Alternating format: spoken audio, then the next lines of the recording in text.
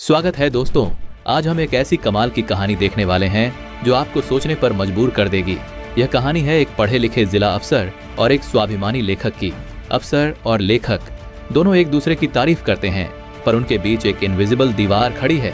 क्या यह लेखक अफसर से मिलने की हिम्मत जुटा पाएगा या लोगों की गलत राय का डर उसे रोक देगा? और फिर आता है वो जबरदस्त मोड़ जब लेखक का बचपन का दोस्त एक बड़ी मुसीबत लेकर उसके दरवाजे पर आता है। दोस्त को यकीन है कि केवल यह लेखक ही उसे बचा सकता है। क्या हमारा लेखक अपने असूलों को तोड़ेगा? क्या वह अपनी प्रतिष्ठा दांव पर लगाएगा? तो बने रहिए, क्योंकि अंत में जो होगा वो आपको हैरान कर देगा। आप अगर इस चैनल पर नए हैं तो सब्सक्राइब जरूर कर लीजिए, ताकि ऐसे मजेदार वीडियोज आपसे मिस न हो। हमारे जिले के अफसर एक पढ़े लिखे आदमी हैं। उन्होंने इतिहास और पुराने सिक्कों पर खूब रिसर्च खोजबीन की है। भगवान ही जानते हैं कि वह अपने सरकारी काम के बीच इसके लिए वक्त समय कैसे निकालते हैं। मैंने उनकी किताबें पढ़ी हैं और मैं उनका चुपचाप तारीफ करने वाला प्रशंसक हूं, मगर उनका जिला अफसर होना हमारे बीच एक दीवार बाधा है। मुझे पक्का पता है कि अगर मैं उनसे मिलने की शुरुआत करूं तो हमेशा की तरह लोग इसका गलत मतलब, गलत अर्थ निकालेंगे, और मैं यह बिल्कुल भी नहीं चाहता। मैं उन लोगों में से हूं जो सरकारी अफसरों को आम सभाओं का अध्यक्ष बनने के लिए बुलाने के भी खिलाफ हैं।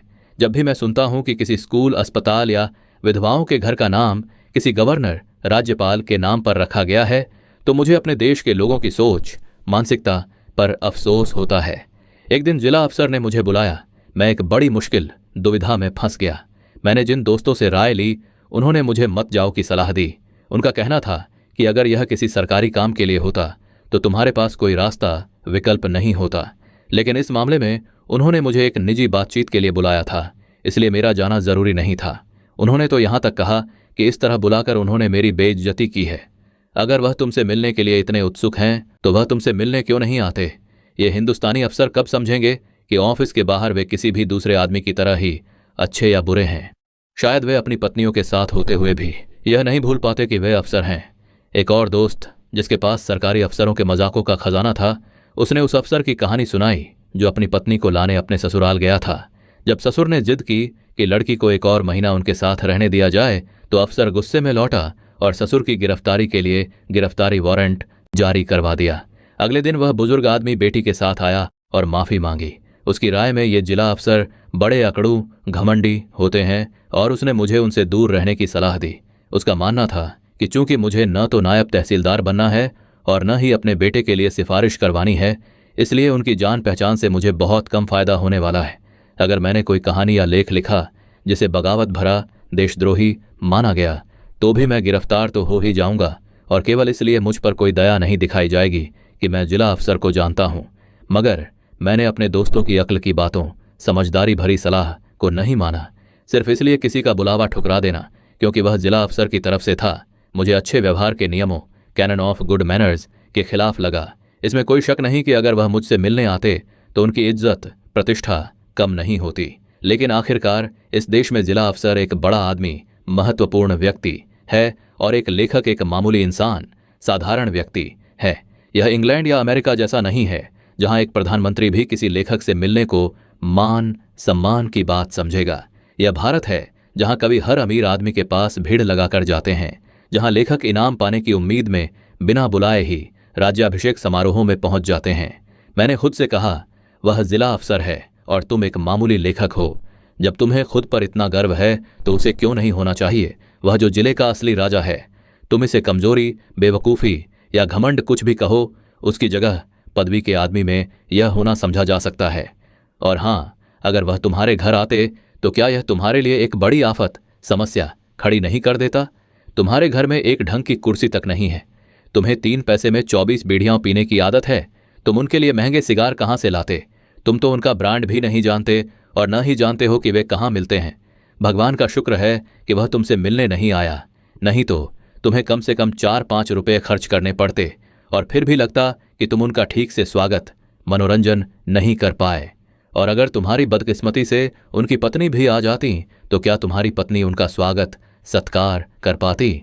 कोई अपने घर में फटे पुराने कपड़े, चीथड़ों में रह सकता है, लेकिन क्या कोई खुददार आदमी, आत्मसम्मान वाला व्यक्ति यह सोच बर्दाश्त कर सकता है कि उसकी गरीबी दूसरों के लिए बैठक खाने की गपशप का विषय बने? तुम उनकी पत्नी के सामने एक शब्द भी नहीं बोल पाते और भगवान से दुआ करते कि धरती फट जाए और तुम उसमें समा जाओ। इन सब बातों को सोचकर मैंने जिला अफसर से मिलने जाने का फैसला किया। मैं उनके साथ थोड़ी देर रुका और हमने सामान्य बातें की। उनके व्यवहार ने मुझे शिकायत का कोई कारण नहीं दिया। हालांकि मैंने इस मुलाकात को कोई खास महत्व नहीं दिया, लेकिन जल्द ही लोगों को इसका पता चल गया और कुछ जगहों में यह बात फैल गई कि मैं जिला अफसर का बहुत अच्छा दोस्त हूं। कुछ ने तो यह भी कहा कि वह सभी जरूरी मामलों पर मुझसे सलाह लेते हैं। मैं इस हालात का आसानी से फायदा उठा सकता था। एक डूबने वाला आदमी तिनके को भी पकड़ता है।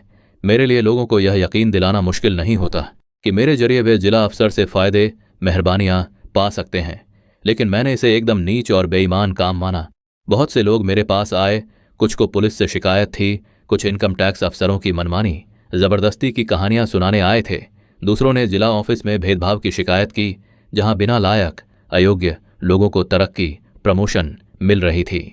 उन सभी को मेरा जवाब एक ही था कि ऐसे मामलों से मेरा कोई लेना देना नहीं है। एक दिन मैं अपने कमरे में बैठा था, तभी बचपन का एक दोस्त आ गया। हमने साथ में पढ़ाई की थी। ये लगभग 45 साल पहले की बात है। मैं तब लगभग 8 या 9 साल का था, वह भी लगभग उतना ही था। मैं पतला दुबला और होशियार बुद्धिमान था, वह मोटा ताकतवर और सुस्त डल था। हमारे गुरुजी शिक्षक उससे पूरी तरह से तंग आ चुके थे और उन्होंने मुझे उसे ज्यादा पढ़ाने का काम सौंपा था। मैंने इसे एक बड़ा सम्मान माना और जहां गुरुजी का डंडा काम नहीं कर पाया, वहां मेरे प्यार भरे व्यवहार से नतीजे निकले। बलदेव जल्द ही पढ़ाई में अच्छा हो गया। बुरी किस्मत से गुरुजी की अचानक मौत के कारण स्कूल बंद हो गया और हम सब बिछड़ गए। तब से मैं बलदेव से केवल 1-2 बार ऐसे ही मिला था और उससे एक जल्दी से नमस्ते से ज्यादा बात कभी नहीं हुई थी। उसे हाथ मिलाकर मैंने कहा, कैसे हो बलदेव, कृपया अंदर आओ, मैंने तुम्हें बहुत समय से बरसों से नहीं देखा। बलदेव ने कहा, मैं भी तुम्हें बहुत दिनों से देखना चाहता था। तुम मेरे गुरु शिक्षक हो, जानते हो। अगर तुम न होते तो मैं अब भी एक किसी काम का नहीं निक्कमा होता। अब मैं कम से कम अपनी जमीन जायदाद खेतों की देखभाल तो कर सकता हूं। मुझे नहीं पता क्यों, लेकिन जो कुछ भी मौलवी साहब ने पढ़ाया वह मेरे दिमाग से बिल्कुल ऊपर निकल जाता था। मुझ जैसे गधे को पढ़ाने का श्रेय पूरी तरह से तुम्हें जाता है। मैंने खुश होकर अभिभूत होकर कहा, बलदेव, जब भी मैं तुम्हें देखता हूं तो बचपन की यादें पूरी ताजगी के साथ दोबारा जिंदा हो जाती हैं और यह 45 साल का लंबा समय 1 मिनट में गायब हो जाता है। बलदेव ने जवाब दिया, मैं तुम्हें हमेशा बड़े भाई की तरह मानता हूं, जानते हो, और सभी को बताता हूं कि जब भी मैं मुश्किल परेशानी में होता हूं तो मैं तुम पर भरोसा कर सकता हूं। तुम ठीक से खाते क्यों नहीं? तुम हमेशा की तरह पतले हो। अगर तुम्हें अच्छा घी नहीं मिल सकता तो मैं तुम्हें 2 टिन भेज सकता हूं। अब तुम बूढ़े हो रहे हो, खाना ही एक चीज है जो तुम्हें ताकत देगी।